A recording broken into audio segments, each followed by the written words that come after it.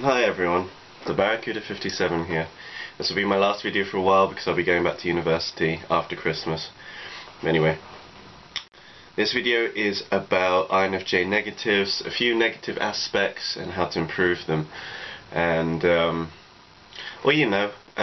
talking about overthinking, talking about anxiety, to a degree talking about depression, and also talking about how we can connect with people and people can lean on us and use us, and how some people don't respect us like fully for who we are, and yeah, it's just generally things to be aware of. And it's quite, I've seen on the forums and in general, it's quite easy for a lot of people to complain if they're an INFJ. It's quite easy for people to do videos or to make posts and just complain and go, oh, it sucks that I have this, and it sucks I have that, and it sucks that, this is really annoying, and this is really negative. And fair enough, it's really easy to complain, but at the end of the day, what is important is that you can see that every negative has a positive. Rather than complaining about it, and I'm not pointing fingers and I'm not telling you what to do, but I'm also kind of suggesting to you, rather than complain about things, maybe it's hard for you to see the positive because you've had a lot of negatives, which is fair enough, but rather than complain and just kind of sulk and fold your arms, look at it in a positive light and say that this is a negative, but if I improve it, this is what it will become. Or another way of looking at it is, this is a negative, but this is the positive version of it. For an example, a negative I used to have when I was younger was I used to be very aggressive and very angry and very perfectionist that the world didn't live up to my expectations, and that people didn't understand that I was speaking intuitively, and it really annoyed me because people didn't get how I was speaking. So because of that, when I was younger, I used to have a lot of tantrums. I used to get really angry with people and all these things, and I was very angry. But what's the positive version of anger? The positive version of anger is passion. So rather than just complaining about it and sulking for 22 years, I did something about it.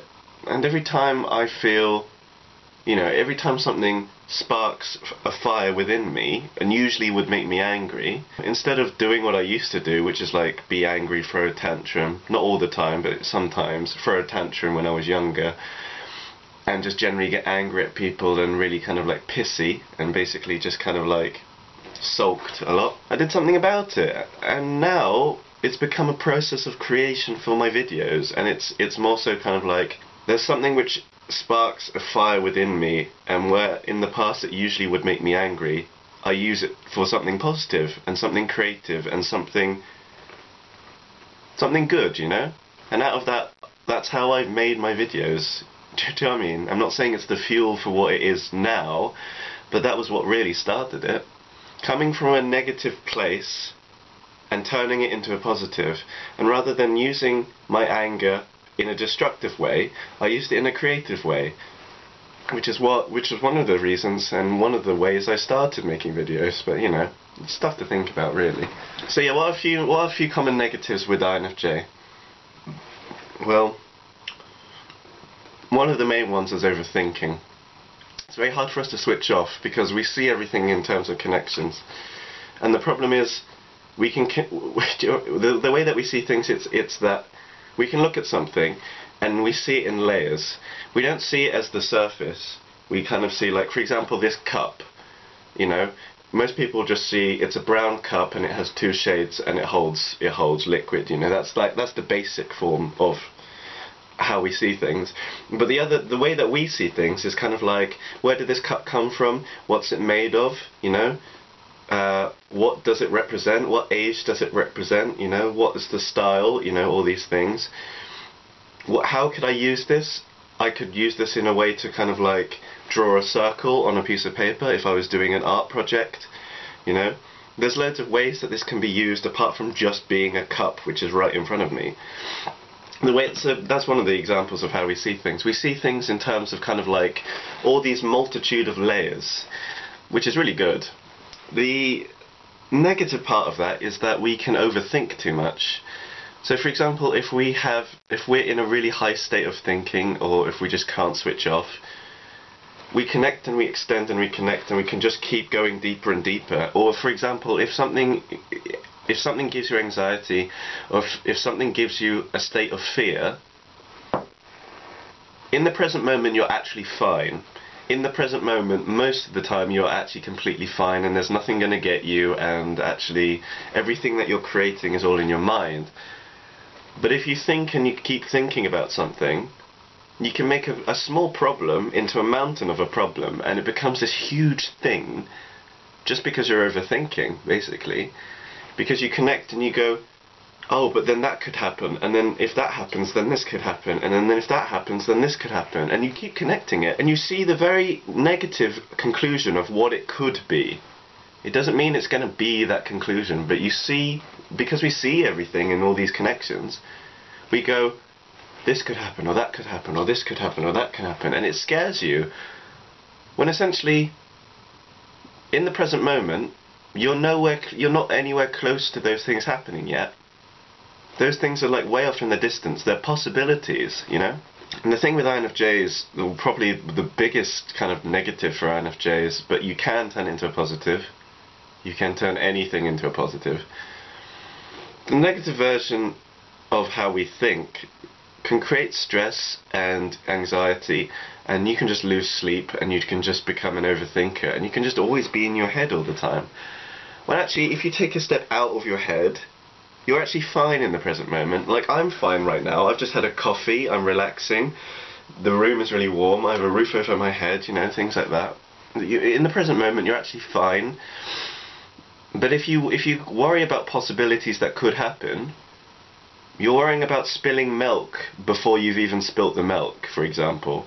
You're worrying about falling down the stairs before you've even attempted to go down the stairs. And the act of actually worrying about going downstairs, do you know what I mean? If I went downstairs now and I worried about every single step I was taking, there is more chance of me falling because I'm more conscious and more aware of myself falling, which in turn will actually make it more common for me to fall.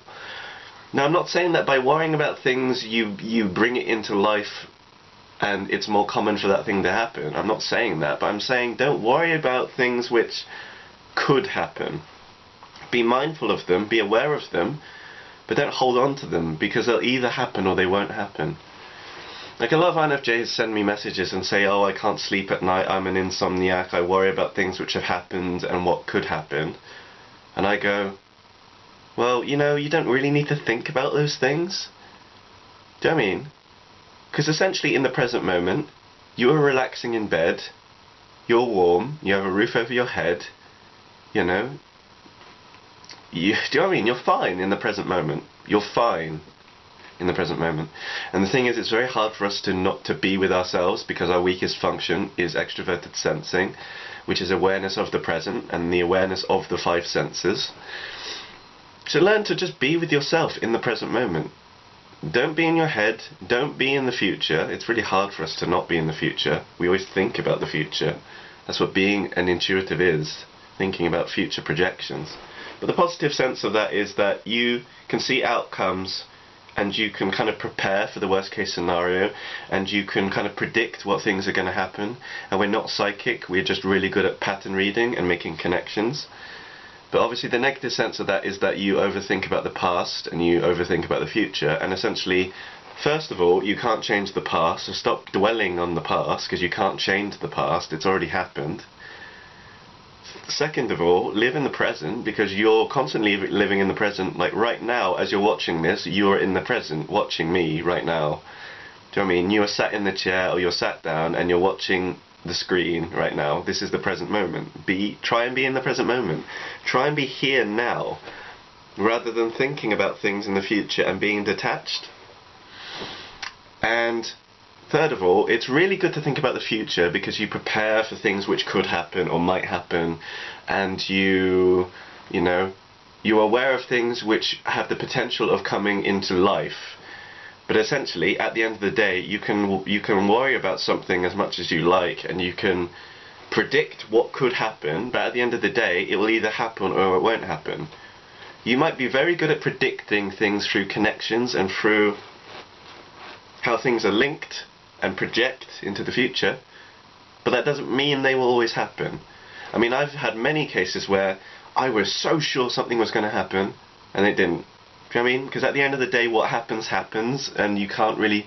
You can control it to some extent, but there are some things you can't control. And that can be scary, but at the same time, you know, it's just what happens, happens, really. If it was meant to be, it was meant to be. And that sounds wishy-washy, and a logical person will probably think, oh, don't give me that. But, you know, it's just how we feel, and that's just how we think, you know? It's just part of it, really. Another thing with us is that we have the tendency to... So apart from overthinking, INFJs can also give a lot. And because we have, like, I don't want to say we all have big hearts, but commonly because we really care and we're empathetic and we're quite emotionally attached to people. One, you can be quite sensitive, you can be a highly sensitive person, and I explained that in another video, so I won't talk about that too much. The very positive side of that is that you feel and you're more emotional than most human beings, which is brilliant because, you know, it's just a brilliant asset to have, really, just in general. Obviously there are negatives of that. Always try and look at the good, you know. I'm not a highly sensitive person myself, so I can't really say too much about that. But it's good, you know. And essentially, you might feel a lot of stuff, but essentially, it's a wonderful thing to be able to, like, feel things to that degree. I mean, look at me. I'm detached all the time because of my thinking orientation over my feeling orientation. But, you know. Another thing INFJs... You know, a negative of INFJs is that we can give a lot, and we can give to the wrong people. This could be in a relationship where we want to change someone, we want to be the knight in shining armour, and we're actually giving to someone who won't give back or won't give an equal balance. And a good way to know if you're being used, I don't want to say it like that because it sounds really bad, but, you know, a good way to kind of get a bit of context in your situation and to know if you're giving to the wrong person is to talk to 3 people you really trust, and preferably have them like different people who aren't connected, like an auntie, a best friend, and someone at work that you trust. And just give them the context, and if they say this is probably not a good idea, this is bad, and the collective of the 3 is generally either they all say it's really good or they all say it's really bad, that will help you with your judgment. Okay. But yeah, so the negative version of that is we give a lot, but you can give a lot to the wrong people. But then through life you learn to give and take when it's needed, rather than giving everything all the time, kind of thing.